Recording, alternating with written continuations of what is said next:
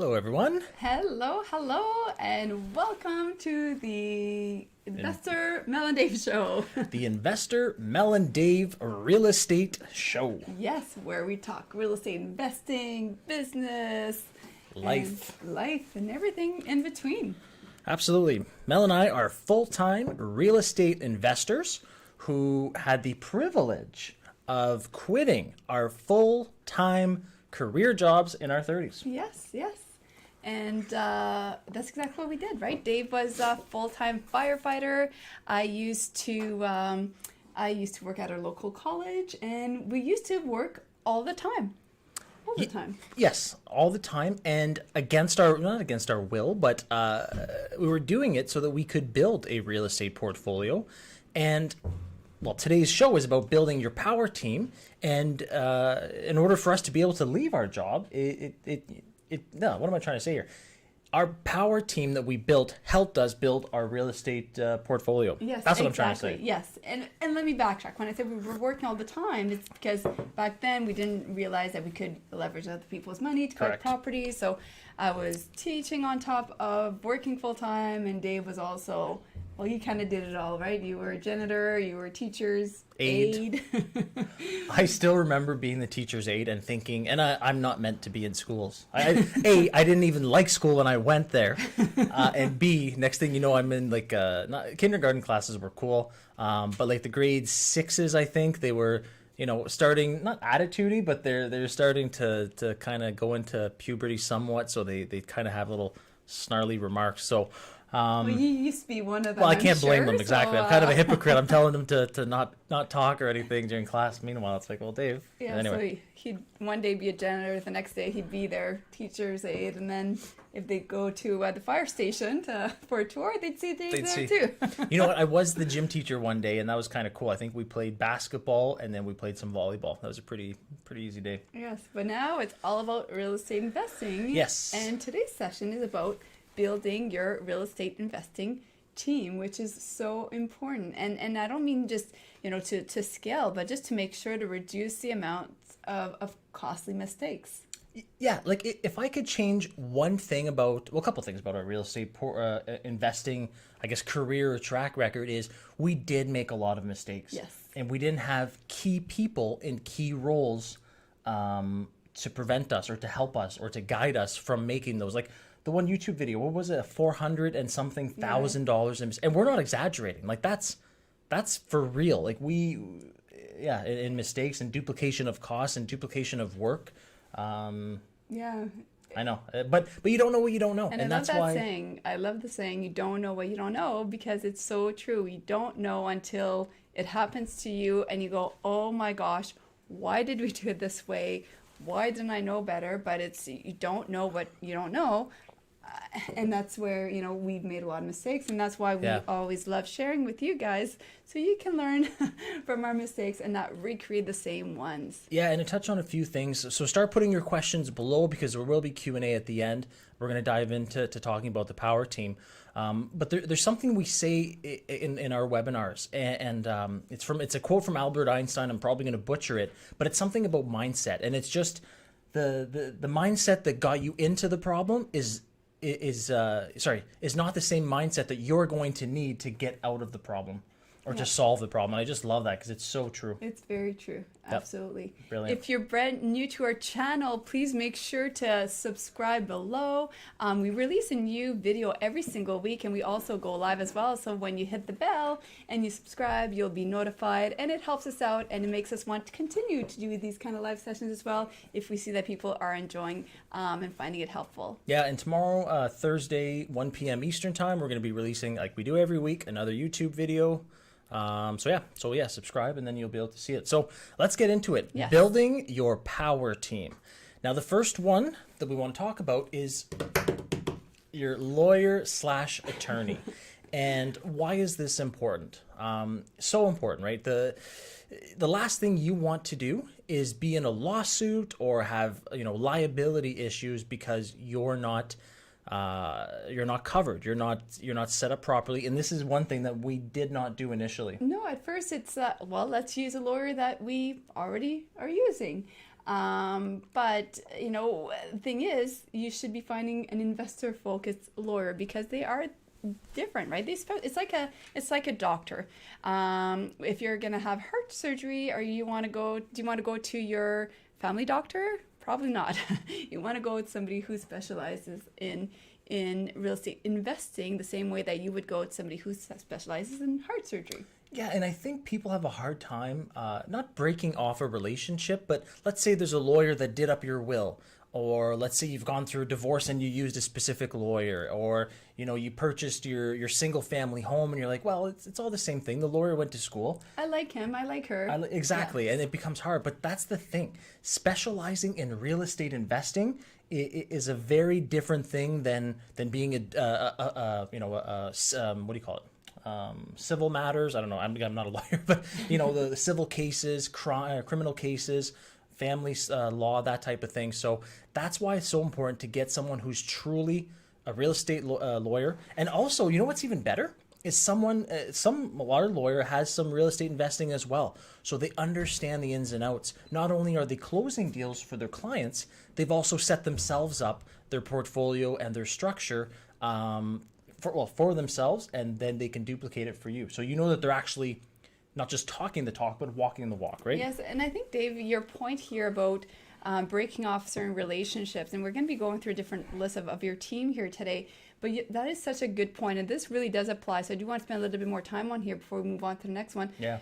Because it is huge, and it is not always easy. And sometimes in different people that you may know, some of them might even be your relative. Some of them might be your childhood friend. Some of them you built a relationship with, and you like and trust them, and that's amazing. But you have to make sure that they also, from a business side of you, that they also have the proper training and capacity to guide you through these kind of different decisions. And that's why it's so important. And that's something we did not do well, because we put the relationship before our business. Right? We didn't want to think, well, okay, they're maybe not investor focused, but we really like them. They're a nice person. Let's keep this relationship with them. And we did that for a while, but then long term, it ended up affecting the business, which means it affected our why. So I always guide our mentees to remember their whys, right? So whatever you want to do, you want to grow your portfolio. If you do think, oh, I might have to break off my relationship with my lawyer, for example, or use somebody else, always remember your why. What is your why? Maybe you want to retire. Maybe you want to leave a legacy for your kids.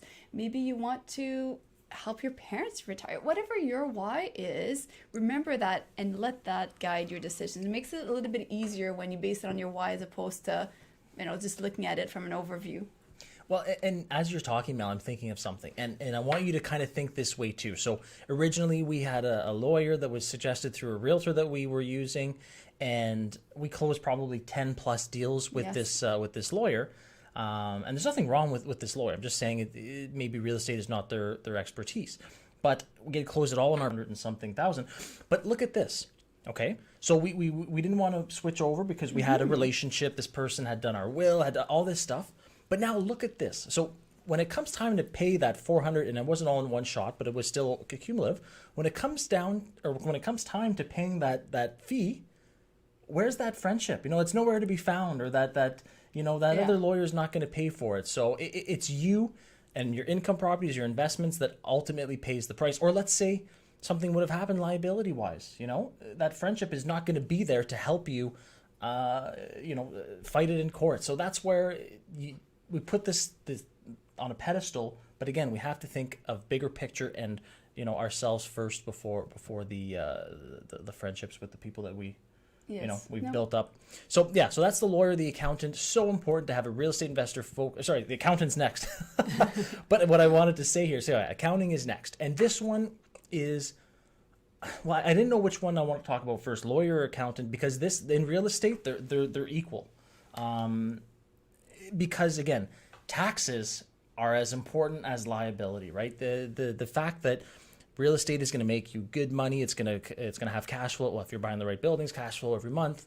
The fact that the accountants will help you structure, because they're going to talk to the lawyers. They need to talk and marry up and go over your structure. But who wants to pay taxes if they don't have to Yes. legally?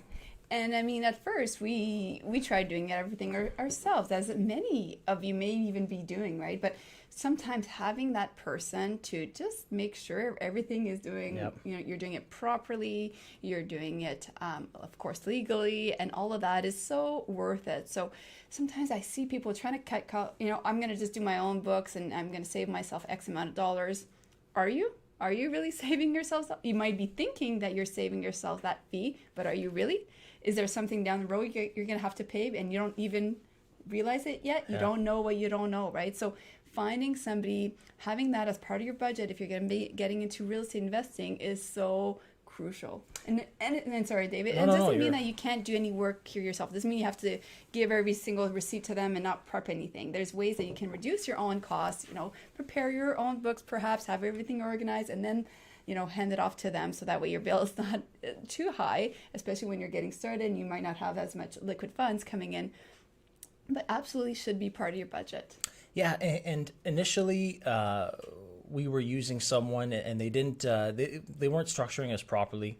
But because I don't think they knew. They weren't a real estate investor focused accountant. So it wasn't even the fact that they were trying maliciously to not help us. They didn't know. They didn't have that experience. So something that is important with accounts that I always find is there's different, how do I say this? Not layers, but there's different lines, okay? And they will know, whether it be in the States with the IRS or in Canada with the CRA, they'll know different things that will trigger audits or trigger reviews, right? So they'll know, hey, you should back off there because it's not worth it. The second they see that, they're going to trigger a review and what you're saving tax-wise, you're going to end up paying me to represent you. So that's what I mean. So there's different lines. So they'll be able to guide you where to kind of back off, where you can go, pedal to the metal on some expenses. The other thing too, what I like about real estate investor focused accountants is they understand the gray zone where you can I shouldn't say get away with it, but you can claim things in that gray zone that you're not gonna legally, morally, and ethically, yes. But they'll be able to help you with that. And again, they'll say some things are absolutely yes, some things are absolutely no, some things are, you know what? If a review is triggered or an auditor comes down, I will be able to sit there and represent you and have a valid argument. Yes, absolutely. You never want to cross that line because it's so not worth it. It's going to come bite you in the end. What I love as well is that you are relying on somebody that knows all the updates. If there's any government changes, in the laws and regulations and all that, you have somebody who knows that stuff. So you don't have to think, oh my gosh, I got to stay on top of this as well. And I need to know, I need to review all this and hasn't been any income changes or, anything like that. You don't have to worry about it because you have an expert doing that. You can spend your time,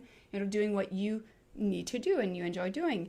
Kind of like her channel. That's what we do.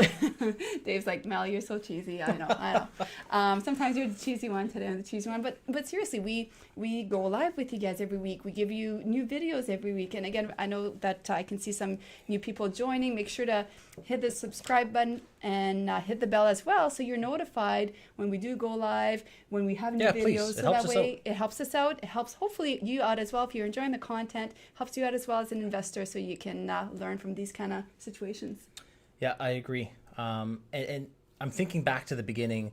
We had asked 3 different accountants and we had asked 1 or 2 different lawyers and on our structure. And they said, no, you guys are fine. Keep doing it personally. All that's good. And then Mel and I bought the 12 properties in 12 months using none of our own money in 2017. And then when we went back to the lawyers and accountants, they went, OMG, what is wrong with you guys? Your structure's terrible. So again, if we would have had someone initially, they would have said, you should do it this way, and it would have saved us hundreds of thousands of dollars. Yes, and we do have that video, not yet, but after the live, you can go check it out. Yeah. It's about $484, something like that, $1,000. That you'll be able, you'll see the one of our thumbnails. You'll be able to click on it and watch it because we go through. That's one of the mistakes. We go through other ones as well. Absolutely. So the next one, number 3, is realtors. And this again, I know we keep saying it, but it has to be a real estate investor focused realtor. This is the one we were talking about relationships. I find overall this might be the one where I find that is most common. Where people have a hard time letting go. Oh, well, I bought my first house from them, and that's fantastic.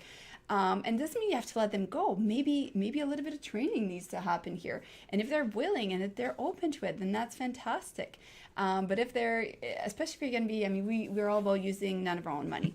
So creative financing. If one of our realtors that we use wouldn't believe in it, wouldn't encourage it, think I'm never going to represent that to somebody else. That's a deal breaker for us. It's a deal, absolutely. It would be a deal breaker because it is doable. It is legal. It can be done. We've done it many times. Our mentees are doing it across North America.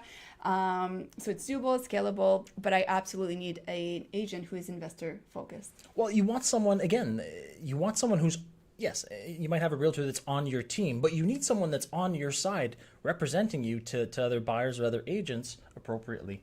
The other thing I like too about this is a real estate investor focused realtor they'll save you time, right? Like I know ours, the ones that we use some again some in Florida, some here in Ontario, some in out east as well and out west.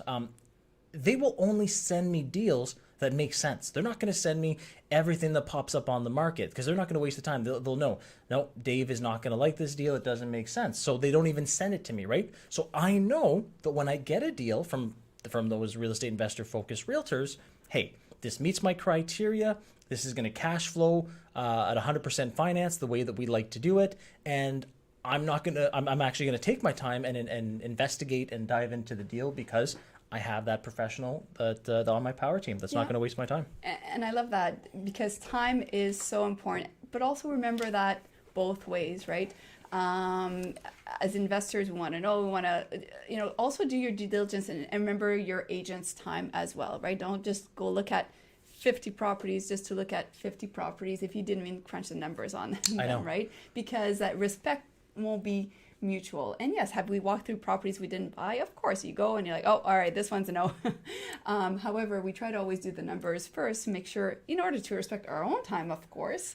I don't want to be wasting my time going properties if they don't make sense, but also respecting our agent's time. Well, because they're purely 100% commission, right? They don't get paid unless you close a deal or sell a deal. So yes, respect their time.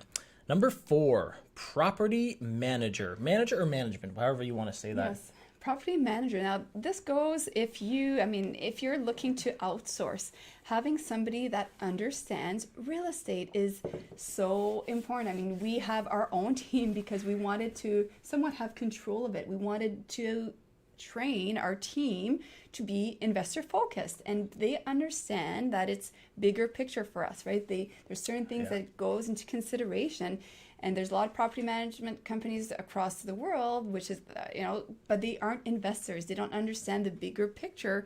And you're going to have a hard time having the benefits of an investor if they don't understand what investing is. 100%. And that's the thing is when we're looking at different property management companies for different locations that we're looking to invest in, that's one of my questions. Do you guys own property? Do you understand what it's like, right? Because some, and I'm not saying you have to, right? I'm not saying it's a deal breaker, but it definitely is. It's one of the questions it's important to us. It's important to us because if you own property and if you own income property, you'll understand that everything affects your bottom line, right? Having a bad tenant can be catastrophic to a building because that's going to be non-payment of rent, or they're going to be, instead of being vacant, they're going to be claimant. I forget what it is, but there's a word that basically where they're in there and not paying rent, which is a double whammy because A, your unit's getting wrecked, and B, you're not getting rent. Yeah, it's causing more headaches. Your other good tenants might move out, and it's a domino effect. And if you are an investor and a property manager, you get that because you're hands-on. You understand that it's, one affects the other, and typically you're going to want to try to reduce that for. Yeah, and the other thing too is you understand that everything affects your net operating income. For every dollar that your expenses go up, it's reducing your net operating income. For every dollar that you get higher in rent, it's increasing that. So again, they're going to understand that fine line to and it sounds so easy, maximize income and minimize expenses. But it's bigger picture than that. The other thing too is they're going to cover your liability wise and with tenants and with just having an income property overall. Yeah, and even to this date, we continue to keep our property manager and our team as part of the property management branch very up to date with what we're doing, what we're, anything new that comes up. Of course, when there's been changes in the economy, in 2020, we all know what happened. Okay, so what do we do, and how does this affect the bigger picture as an investment company as well, of course, because we're buying the properties. How does it affect the property management, and really getting the two to work collaboratively together. Yeah, I agree. Property management. Well, think about it. They are taking care of your clients, right? The tenants are the ones that are living in your buildings and paying the rent, which pays the debt and the bills. Yeah, they need to make sure that they're doing it correctly. So the last one is kind of they're part of your team, but they're not part of your team because you don't necessarily get to choose them. And what I'm talking about here is appraisers. Yes, and that's important to note because I get this comment all the time because we use creative financing and we explained it in some of our videos. We buy a property here, we lift it through forced appreciation, we get a reappraisal, and we take out the money and do it all over again, or we pay back our lenders and do it all over again. Now, we often get, well, you guys know your appraiser, you get to pick and choose.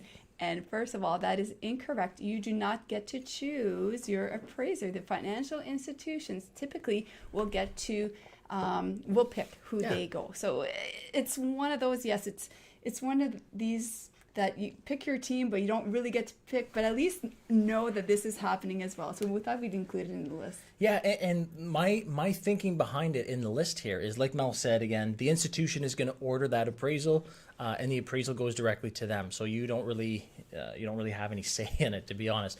But why I wanted to include it, or why we wanted to include it, is because having conversations with different appraisers in different areas, you're going to start to understand what they're looking for and how they assess the building. So that's why I include them, because it's important to talk to them, just like the other four that we talked about earlier. Talking to appraisers and seeing how they're calculating deals and income properties will help you become an even smarter real estate investor, because then you'll know these are the guidelines that they're using, so I can start looking at the deals like they are. So that's why it's important to, again, not have them on your team, but you can still have conversations with them. Yeah, still have a mutual respect and have somebody that you could call once in a while if you need to pick their brain about it, right? And of course, make it a win-win with them. Yeah. Win-win relationship. So, all right, are we ready Let's for a dive little into bit the of Q&A, guys. Some I questions. see Raphael has a bunch of them. All right, in no particular order here. We'll start going through them. So thank you everyone for staying this long. That's awesome. All right, James, we are having the hardest time finding reasonable investment properties in our area. It seems like they are Ontario East. Out east. Oh, out east? Out east, sorry. Yeah, and James, good question and good point. I mean, there's deals everywhere, James. And you just have to understand how to find them and how to find off-market deals or find private deals. Yeah, off-market deals is huge. Of course, absolutely, you want to use an investor-focused agent. Yeah. But finding off-market deals has been a huge part of our success as well. It's a game changer. Yeah, when we bought the 12 and 12 months, of course, we use our realtor. But for some of them, no, they were not listed anywhere. Many of them private deals. Same with the 100 units we just purchased in the past couple months. Same thing. Some of them were with our realtor, amazing. Some of them were private deals. Again, the more deals you look at, the better. So I'd say focus some time on that as well if you're not already. Out of the 5 buildings that add up to over 100 units, okay, I'm thinking in order of private, realtor. So out of the 5 with over 100 units, 3 of them were private deals and 2 of them were through our real estate investor focused realtor. Yeah, and think how many deals we actually looked at for these 5. Of course, we looked at a lot more than these 5, right? Both off market and on market as well. So James, to wrap up your question, there's deals everywhere, even in hot markets. Like people tell us, like sometimes I'll look at deals in Miami, right? It's a crazy hot market. I'll look at deals in Vancouver or around there. I'm still finding cash flowing deals there that make sense and that can support 100% financing. So it's understanding how to find them and how to look at it. Yes, Austin, love this. Never in a rush to build the right relationship. That's right, Austin. 100%. Good point, Austin. Lisa, do you budget attorney accountant? fees for each deal separately, or is there a formula you use? Yeah, and Lisa, as part of our action mentoring group, so we have actually a cash flow analysis matrix, which I love. I live in it. Before we came on live, I was doing the review of an 8-plex that's off for financing right now, and I was just looking at the cash flow analysis matrix, and I when I was looking at the numbers, I saw, I didn't see that there's I think $100 a month or something like that there's a billboard on the property, and there's marketing income that comes in. So I'm like, so I updated my cash flow matrix. But yes, so when analyzing a deal, we do take that, and we have that as one of our expenses in the overall big picture of the deal. Awesome. Do you want Trump on your power team? No comment. We're neutral. Yeah, we're not very big into politics. I didn't even know yesterday was the election. We kind of woke up and I said, hey, Google, play the news. And that's all it was U.S. politics. Yes, oh boy. All right. What are key qualities in character that you look for in order to build your team? What are non-negotiables, certain amount of experience, etc.? Great question, Austin. Yeah, I like that, actually, Austin. Personality is for sure big for us. We work hard, we play harder. So just personality that we want to be spending our time with overall, right? If somebody is maybe way too serious and we can't joke around with, I don't think they'll be able to keep up with with our sarcasm, especially with Dave here. But yeah, and Austin, the deal breakers for me is when someone, because we're all about creative financing, we're all about other people's money.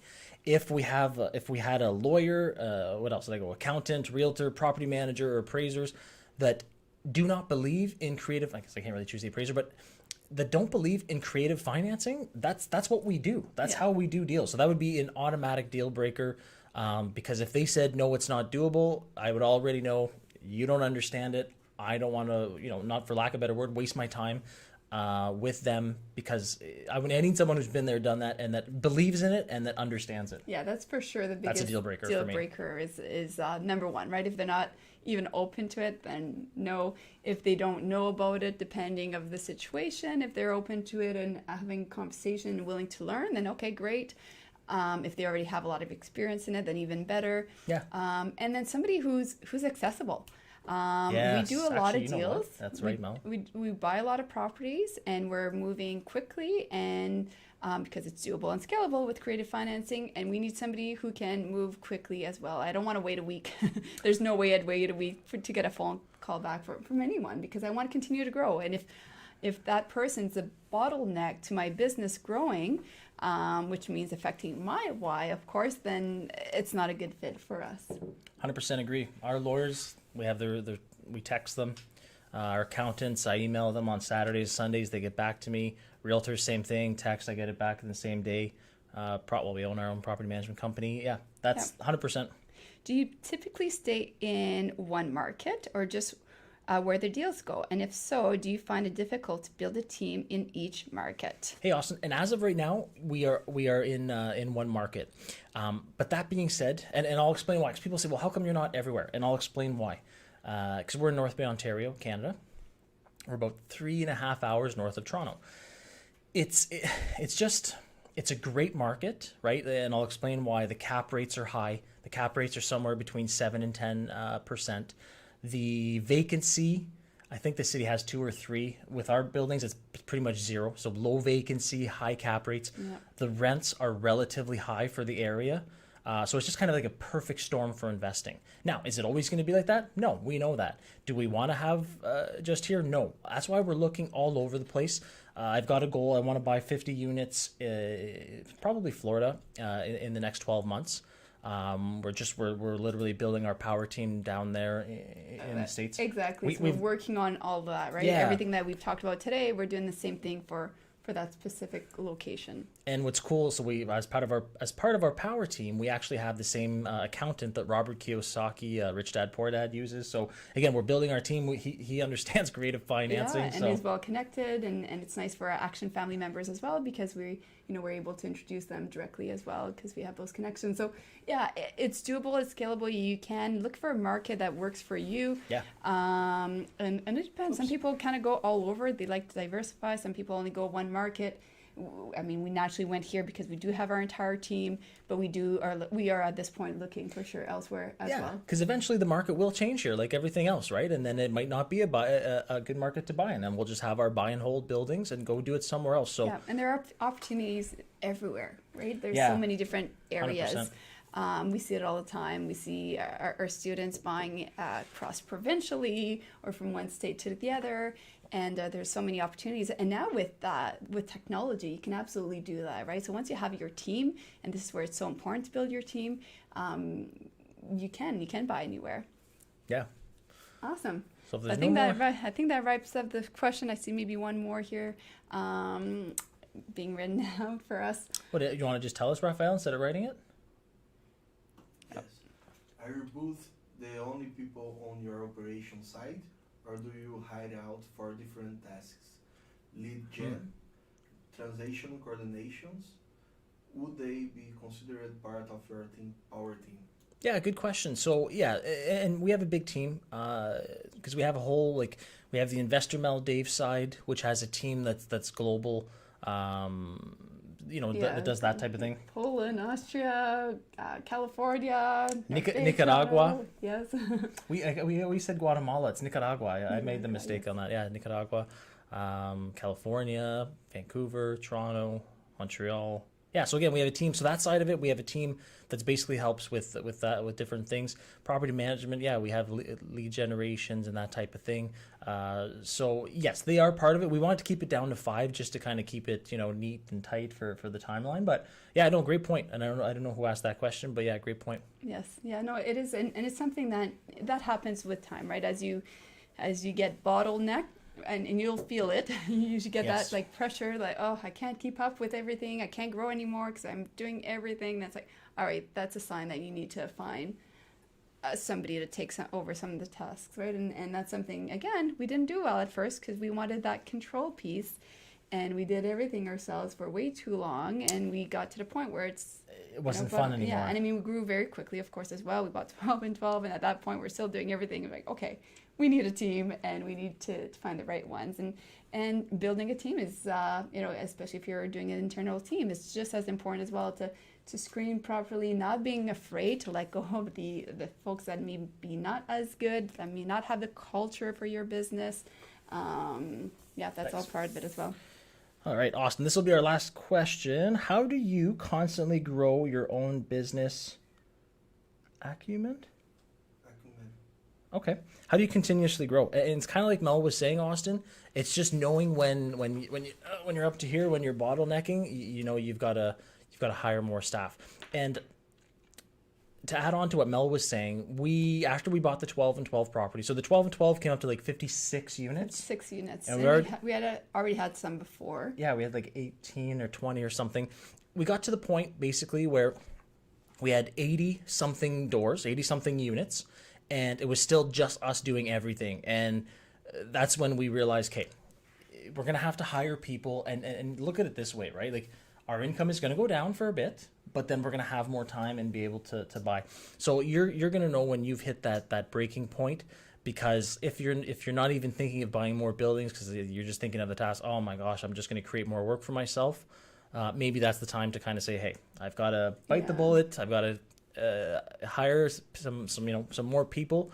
And what I do like about it, though, it did give us a really good understanding of the business, because we were doing it all ourselves, all the viewings, all the screening, all the the paperwork, everything related to it. So it gave us an appreciation for what our team does for us, because I know how it is. Sometimes you go to a viewing and it's frustrating, or you get a phone call and it's holy, that was a painful conversation.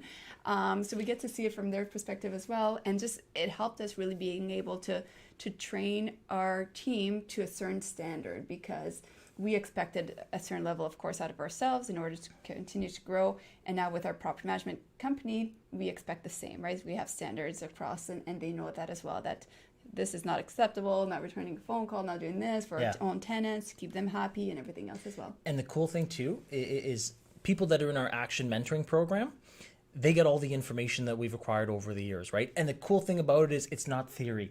It's not what we think we would do in that situation. It's, hey, here's what we've done, here's how we would approach it. It's real life examples, it's real life experience, and they get to learn from all our mistakes and the things we've done well. So I like that because they get to benefit from it as well. Yes, absolutely. So that's a wrap for today's live session. Thank you so much for being here. If you haven't already, please subscribe to the channel and make sure to watch our video tomorrow, Yes. 1 p.m. Eastern time. Thursday, it's going to be the release of a new video. And don't forget to go check out the biggest mistakes one. That one's it was a very popular video because, well, it can save you a lot of money, so it's worth watching. Don't make the same mistakes we have. So thank you so much. Thank you to everybody at home listening to this. If ever you missed one of our live podcasts and you want to listen to it, the Investor Mel and Dave Show can be found on any major platform as well. And just so you know, any comments, questions, anything below on the YouTube page, we will answer, and it's personally us answering your questions. Awesome. Have a happy Wednesday. Have an amazing week. Take lots of action. And speaking of action, we have our Action Mentoring Program live session coming up. So we'll wrap it up for now, and we'll see you all later.